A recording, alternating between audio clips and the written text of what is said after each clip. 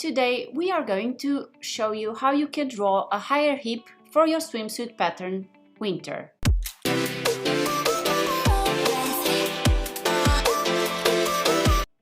Once you have printed your swimsuit pattern winter, you can increase the side of your hip.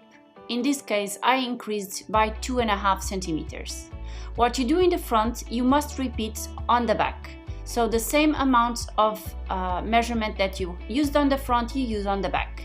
Make sure that your side seams are matching with the same size. If they are not, you need to adjust slightly a few millimeters so that they match completely. We are not talking about the lines with the seam allowance, but the lines, the real lines of the pattern, the lines without the seam allowance, okay? And so when we make sure that they match, we align them together, just like I show you here, and we make sure that this line here is smooth. The connection between the front and the back must be a smooth curve, which it is, so I'm not actually going to change this a lot. I just created a point here and moved the point a little bit inwards, just because I wanted my back bottom to have a little bit less coverage. So by doing this, I also needed to redraw this small curve here so that it keeps the smooth line I've just told you from the front to the back.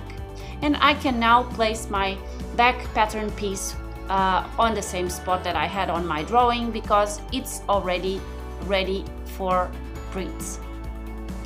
When we do our hip higher, we also are elongating the area on the lower front of our swimsuit or bikini, and this means that it will stretch more than it was supposed to when the hip was lower. So another thing that I'm going to adjust is the front only.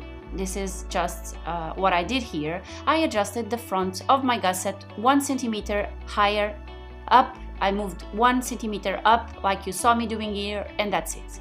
And now I aligned my strap with my notches so that I could confirm the torso measurements, which is measured from the mid of my strap until the lower part of my gusset.